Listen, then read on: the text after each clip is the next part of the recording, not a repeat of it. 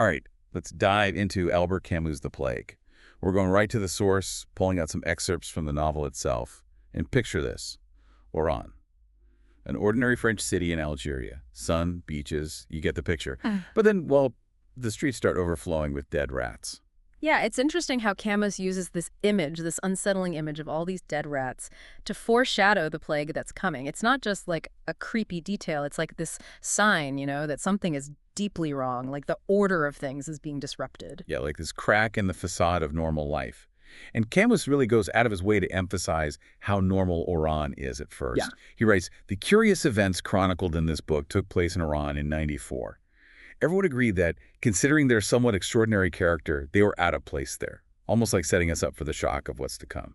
Exactly. By highlighting how ordinary Oran is, the arrival of the plague is even more jarring. It throws everything into chaos, and it makes you think, like, how would you react if your everyday life was just totally shattered by something so unexpected and terrifying? And speaking of terrifying, those dead rats, they weren't just a random thing. They were like the first sign of a full-blown bubonic plague outbreak. Yeah.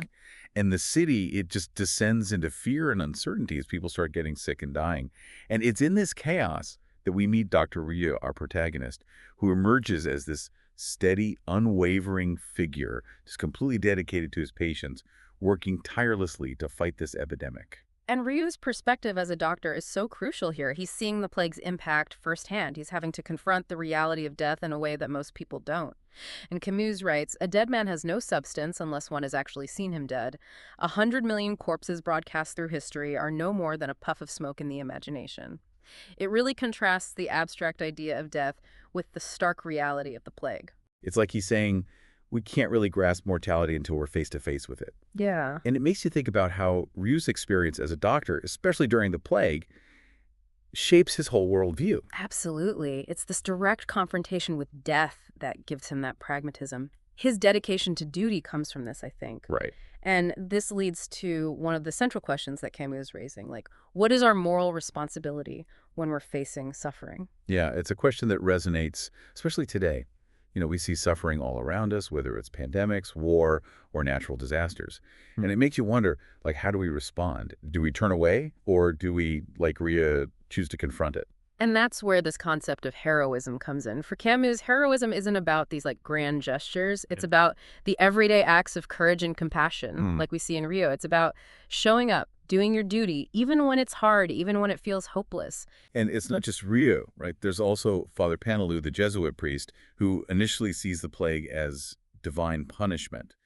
But then, as he sees people suffering, innocent people, his perspective starts to change.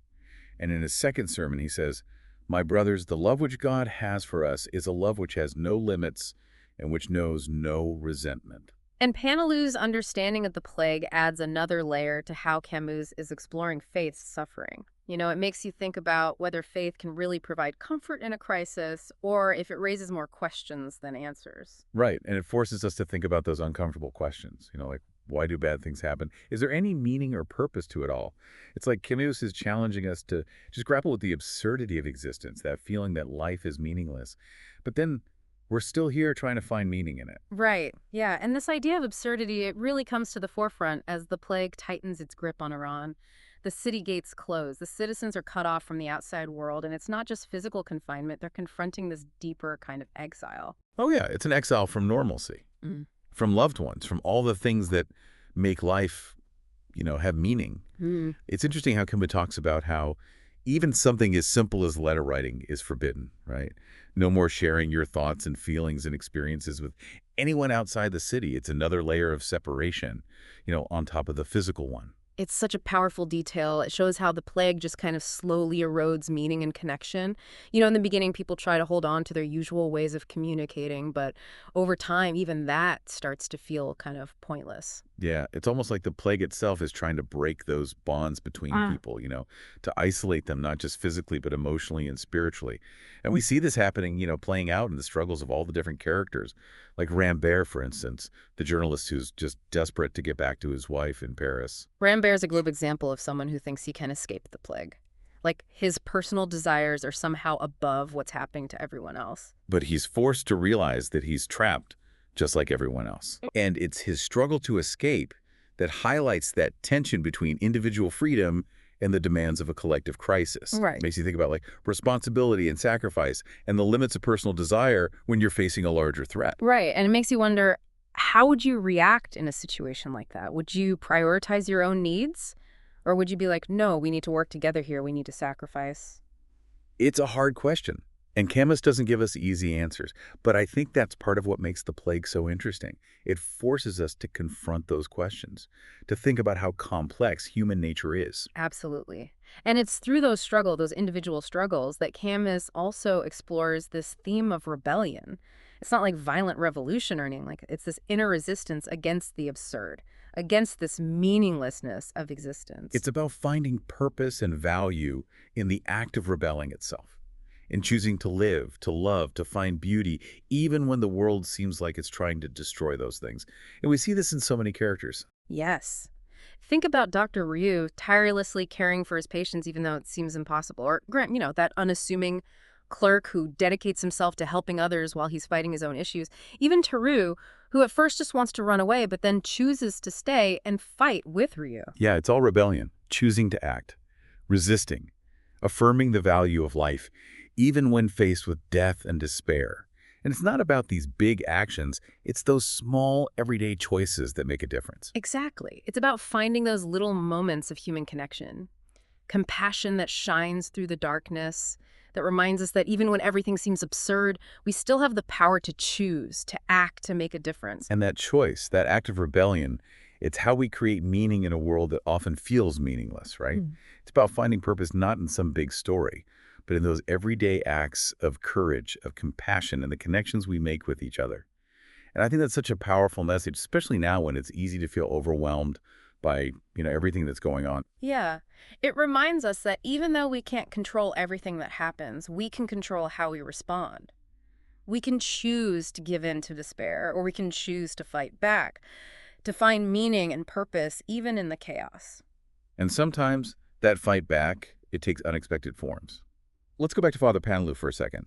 We talked about how his view of the plague as this divine punishment starts to change. Right. As he sees more and more people suffering, especially innocent people. His second sermon is so interesting. He goes from that fire and brimstone to really grappling with the question of how can you have faith when there's so much human suffering. He even tells his congregation to embrace the absurdity, to just accept what they can't understand and find faith not in the answers, but in just choosing to believe even when faced with doubt and despair.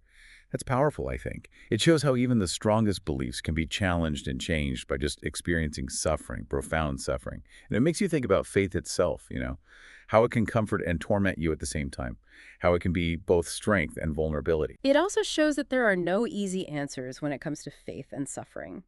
No simple way to find meaning and solace when facing tragedy. It's something we all have to figure out on our own, right? Wrestling with the big questions and finding our own way to make sense of the world, even when it feels senseless. And sometimes, that journey takes you to unexpected places. It challenges everything you thought you knew and forces you to confront hard truths about yourself and the world. And that's what makes the plague such a timeless and relevant work. It speaks to something fundamental about being human, our ability to love and to suffer, our endless search for meaning in a world that doesn't make sense, and that ability to find hope even in the darkest times. It makes us confront these difficult questions about who we are and our place in the world. And it leaves you with this sense that even when things are really tough, we still have the power to choose, to act, and to make a difference. We've been talking about all these themes in the plague, right? Exile, absurdity, rebellion. But it's not just about the characters' journeys, right? Camus uses the plague itself as a symbol. Oh, absolutely. The plague becomes this representation of something bigger, something that goes beyond the story itself. You could even say it's like a metaphor for the indifference and apathy that can just creep into society, that silent force that allows suffering and injustice to just flourish. Yeah, and you see that in how some characters react to the outbreak in the beginning. Like they deny how bad it is, downplay it, and just want to keep doing things the way they've always done them, even as the plague is just ravaging the city. It's like they're choosing to be blind to the suffering. It's easier to ignore it than to actually confront what's happening. And that's what lets the plague spread, right? Yeah. This indifference, it's almost like it helps the disease. But Camus doesn't just show us the bad stuff. He also shows the power of human connection, of solidarity. When people come together in the face of this indifference, Think about those characters who actively fight the plague, risking their lives to help others, refusing to give in to the fear and isolation. Yeah, their actions are like the opposite of that apathy, right? They're choosing life, connection, even when surrounded by death and despair. And what they do, even when it seems small, it shows how strong the human spirit can be. It's like this reminder that even in the craziest, most difficult situations, we can find meaning and purpose through being compassionate and coming together. And talking about choosing to act, we got to talk more about Dr. Rio. He's more than just a doctor fighting a disease. He's like this symbol of unwavering commitment, fighting for life even when it seems impossible. Right. He's what Camus called the absurd hero. He's not delusional. He knows he's not going to save the world or find this big meaning in fighting the plague. He gets that death and suffering are just part of life. But he doesn't stop. Every day, he's there, taking care of his patients, never giving up, even when surrounded by death. He's driven by this deep sense of duty, compassion, but it's also like an act of defiance. He's choosing to fight, to resist, to say that life matters even when it seems meaningless. I think what's really interesting about Ria is that he's not this perfect person. He's not a saint. He's just a regular guy, with flaws, who chooses to be courageous and compassionate, even when it's super hard, even when it feels like there's no hope. He's a good reminder that being a hero isn't about big actions or being famous. It's about those little everyday choices we make to fight for what we believe in, to care for people, to resist the bad stuff, even when it feels like the world is falling apart. And seeing him do that inspires others, like Taru, who comes to Oran and just wants to leave. But then he ends up throwing himself into the fight against the plague. Yeah, Terry's journey is so interesting. He starts out wanting to find his own way out, but then realizes that real freedom comes from facing the plague head on, joining with everyone else to fight this thing. His choice to stay and fight with Ryu shows how powerful it can be to go through something together, like how a common threat can unite people no matter their background or beliefs. And it shows that being a hero isn't about getting glory or recognition. It's about putting yourself aside and dedicating yourself to something bigger, choosing to act even when you don't know if you'll succeed. It's about finding meaning and purpose in helping others, in easing suffering, in trying to make the world better, even when it seems impossible. Yeah, and this idea of serving others, it's there in other characters too, like Grand, the clerk who helps others, even though he's dealing with his own stuff. Grand's a great example of someone who's heroic in a quiet way, just small acts of kindness and compassion. He doesn't want attention. He's like that unsung hero, the one who makes a real difference without making a big deal about it. Yeah, Grant shows us that you don't have to be in the spotlight to be a hero. It's in those quiet moments, when we choose to be there for others, to offer support, to just be present when someone needs us. And those small acts of kindness, they can spread, they can inspire other people to do the same. It's like this network of connection and solidarity that can help us fight back against the darkness and despair. It's about knowing that we all have the power to make a difference.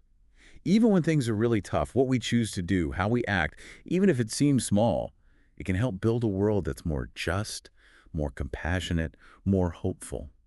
So as we wrap up our deep dive into the plague, I want to encourage everyone to think about how the themes and characters connect to your own life. How do you deal with this feeling that life is absurd? What kind of rebellion do you embrace? How do you find meaning and purpose in a world that feels so chaotic and uncertain? It's a journey we all take. And Camus gives us a lot to think about. He reminds us that even in the darkest times, we can choose, we can act, and we can make a difference. Thanks for joining us on this deep dive. We hope it's given you some things to ponder and maybe inspired you to check out Camus's work and explore these timeless themes. Keep searching, keep questioning, keep fighting for a better world.